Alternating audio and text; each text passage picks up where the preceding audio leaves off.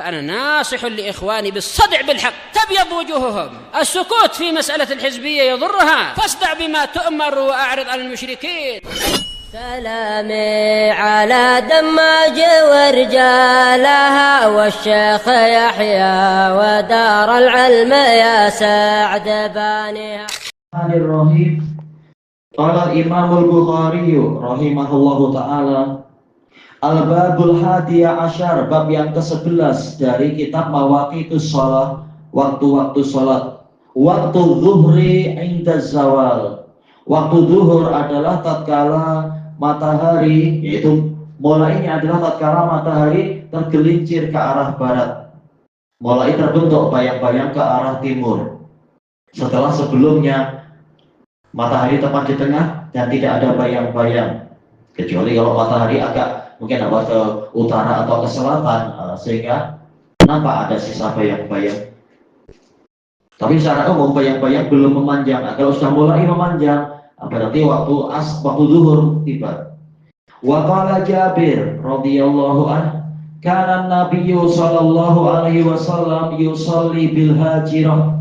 Nabi sallallahu alaihi wasallam biasa mengerjakan sholat di hajirah. Hajirah ini bukan tempat ya. Baknya bukan dorfu al-makan, tapi dorfu zaman, yaitu di waktu hajirah. Hajirah itu bila dijelaskan oleh Ibnul Asir rahimahullahu ta'ala, Abu Sa'adah, yang namanya hajirah adalah tengah hari. Dikatakan hajirah karena betul-betul cuaca itu panas biasanya, sehingga orang-orang menjauh dari jalanan, menjauh dari tempat terbuka. Dikatakan hajirah, orang menjauh. Nah, itu adalah tengah hari. Nabi sholat duhur tengah hari. Tapi ini maksudnya tengah hari adalah tatkala matahari mulai tergelincir ya, bukan tepat di tengah. Kalau tepat di tengah malah Nabi melarang. Baik, hadis ini diriwayatkan oleh Imam Bukhari di nomor yang belum sampai, nanti insya Allah nomor yang ke 560, seperti yang dijelaskan di sini. Sekarang kita masuk ke hadisnya yang musnad. Al-hadisul arba'un ba'da khamsimi'ah, 540.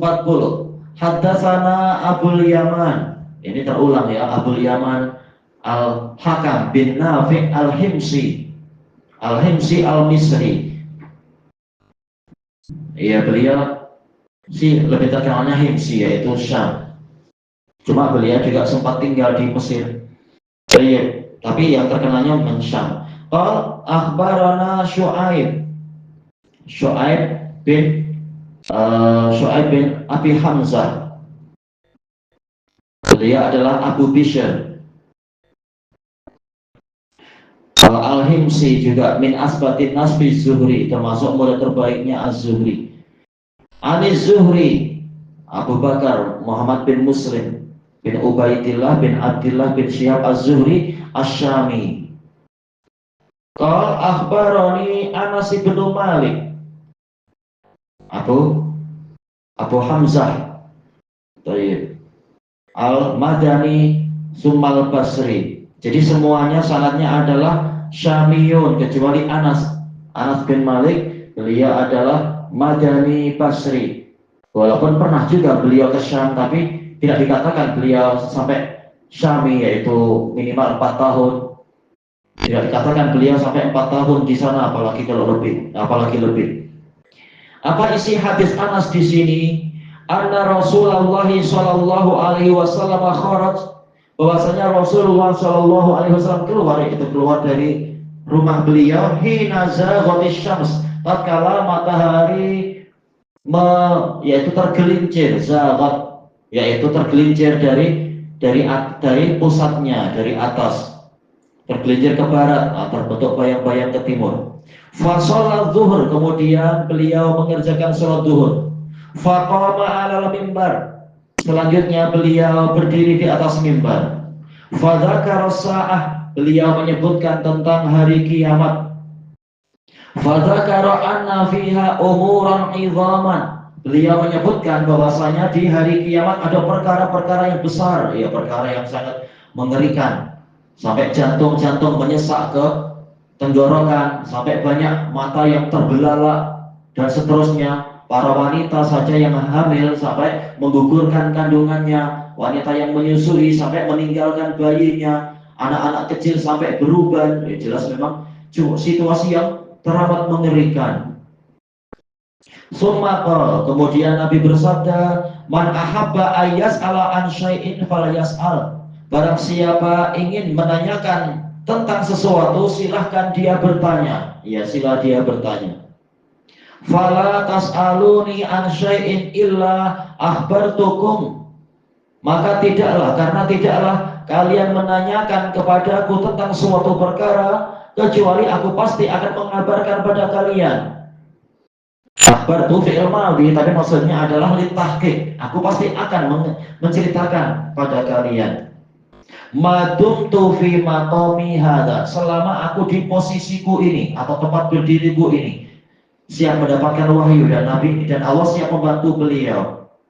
Dijelaskan oleh Al-Hafidz Ibnu Hajar, hadis ini ada sababul wurud, sebab kedatangannya, yaitu Nabi ditanya banyak orang pada waktu itu atau beberapa menit sebelum itu, ditanya dengan pertanyaan yang menyusahkan Nabi sampai Nabi marah. Ada yang menanyakan perkara yang, wahai Nabi, di mana anjing saya? Dikatakan anjingku hilang di sebelah sana. Ada yang juga tanya, wahai Nabi, siapa ayah saya? Istilahnya beberapa jenis pertanyaan yang waktu itu sedang tidak diperlukan. Harusnya tanya urusan syariat yang penting atau apa. Sampai akhirnya Nabi marah. Akhirnya Nabi mengatakan yang seperti ini, silahkan kalian bertanya. Tidaklah kalian menanyakan sesuatu kepadaku, kecuali pasti aku akan menceritakan, menjawabnya pada kalian selama aku berdiri di sini. Fa'aktsaran nasu fil buka, akhirnya orang banyak yang menangis. Ya, mereka tahu ini Nabi sedang marah. Mereka khawatir kalau Nabi marah, Allah boleh jadi akan marah juga dan menimpakan siksaan. Para sahabat hatinya sangat halus, mereka menangis. Baik. Sampai-sampai Umar bin Khattab duduk di atas lutut beliau sambil mengatakan radhi nabillahi rabba wa bil islami dina wa bi muhammadin rasulah. Nah, sampai kemudian Rasulullah tenang. Ini nanti ada ya disebutkan. Cuma beberapa riwayat susunannya ada yang didepankan atau dibelakangkan. Kita lihat yang disusunan di sini, di dalam susunan ini, wa aksara ayyaqul saluni. Nabi terus mengucapkan, silahkan kalian bertanya kepadaku. Tapi banyak tanya dengan pertanyaan yang membuat Nabi marah. Nah, sekarang diminta oleh Nabi bertanya sekarang. Allah pasti akan menjawab, memberikan jawaban melalui lisan Nabi. Kemudian faqama Abdullah bin Hudzafah As-Sahmi. Abdullah bin Hudzafah As-Sahmi salah satu dari sahabat yang mulia yang layak menjadi komandan. Faqal, bangkit bertanya, man abi, siapa ayah saya? Qal abuka Hudzafah, ayahmu Hudzafah. Ketika itu di rumah ibunya marah. Ibunya mengatakan, anak yang paling durhaka adalah engkau. Apakah engkau tidak khawatir ibumu pernah mengalami masa jahiliyah? Boleh jadi tahu-tahu Nabi menyebutkan ayahmu ternyata bukan itu, tapi entah siapa ayahmu, membuat malu keluarga. Tapi Abdullah bin Hudzafah punya udzur. Karena apa? Disebutkan oleh para pensyarah, sebelum ini Abdullah sering disindir. Bapakmu tak jelas, siapa nama bapakmu, jangan-jangan engkau anak zina. Beliau tersakiti dengan ejekan itu. Makanya ketika Nabi membuka kesempatan itu, dia ambil kesempatan bertanya, wahai Rasulullah, siapa ayah saya? Nabi mengatakan Hudzafah, yaitu ternyata tujuan-tujuan itu palsu. Betul-betul dia adalah anak Hudzafah, makruf. Dia adalah Abdullah bin Hudzafah. Tidak seperti yang dituduhkan anak zina dengan siapa entah siapa. Sampai Abdullah bin Hudzafah mengatakan, wallahi, kalau waktu itu Nabi menisbatkan aku pada anjing, aku akan mengatakan ayahku anjing. Istilahnya saking siapnya menerima kalam Nabi. Karena Nabi tak mungkin dusta, dia siap, dia tidak takut. Sudah biasa diejek oleh orang-orang. Nah, Nabi menyebutkan ayahmu Hudzafah. Summa aktsara ayyaqul saluni. Kemudian Nabi memperbanyak kalimat lagi. Bertanyalah kalian padaku. Fabaraka Umar ala rukbatai, maka Umar duduk di atas kedua lututnya. Faqala radina billahi rabba wa bil islami dina wa bi Muhammadin nabiyya. Kami ridha Allah sebagai Rabb kami, Islam sebagai agama kami, dan Muhammad sebagai nabi kami. Yaitu kami tidak ragu sama sekali. Karena boleh jadi pertanyaan-pertanyaan yang sebelum-sebelum itu yang sampai membuat Nabi marah, itu boleh jadi kalau sampai Nabi mungkin salah menjawab atau apa, nanti orang munafik punya alasan untuk mencela. Bukan Rasul kok dia itu, bukan Nabi kok, buktinya bahasanya salah atau jawabannya keliru. Nah, maka Umar tegas mengatakan, kami ridho Allah sebagai Rabb kami, Muhammad sebagai Nabi kami, Islam sebagai agama kami. Kami tidak ragu dan tidak bimbang, walaupun tanpa ada peristiwa soal jawab hari ini, kami yakin Muhammad adalah Nabi yang betul, dan seterusnya. Tidak perlu Nabi Muhammad diuji dengan pertanyaan-pertanyaan macam itu. Kemudian fasakat, maka Nabi pun diam, yaitu dalam riwayat yang lain kemarahan Nabi pun mulai reda. Sumaqal, kemudian Nabi bersabda, uridat alayyal jannatu wan naru anifan.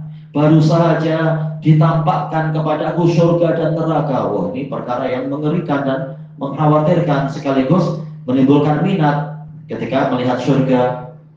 Fi urdi hadzal haid, di bentangan dinding ini. Dinding boleh jadi dinding yang diarah kiblat, boleh jadi orang tak lihat tapi Nabi lihat. Falam ara kal khairi wasyarr, belum pernah aku melihat kebaikan dan keburukan seperti ini. Jelas keindahan surga tak mungkin dibandingkan dengan yang di dunia. Tak ada apa-apanya yang di dunia. Sehebat apapun yang pernah kita lihat, belum pernah kita akan melihat keindahan seperti yang di surga, kebaikan seperti yang di surga. Demikian pula seburuk apapun perkara mengerikan yang pernah kita lihat di dunia, tak ada yang sampai seburuk dan semengerikan keadaan di dalam neraka. Hadis ini bicara masalah targhib dan tarhib, dan hadis ini masuk dalam bab dalailun nubuwah, tanda kenabian. Dan hadis ini menunjukkan Nabi Muhammad itu didukung oleh wahyu. Dan hadis ini menunjukkan keutamaan Umar ibn Khattab dan keutamaan kalimat tiga perkara ini: ma'rifatullah, ma'rifatun nabi, dan ma'rifatul dinil Islam. Dan sekaligus hadis ini berbicara seperti yang diinginkan oleh Bukhari sekarang, yaitu bilakah waktu sholat duhur, yaitu tatkala matahari tergelincir ke arah barat, dan menunjukkan boleh berkhutbah di atas mimbar walaupun bukan di hari Jumat atau di hari raya, dan seterusnya dengan beberapa faedah yang lain. Ilahuna wallahu a'lam. Subhanakallahumma wa bihamdika la ilaha illa anta astaghfiruka wa atubu ilaik. Walhamdulillahi rabbil alamin. Jazakumullahu khairan.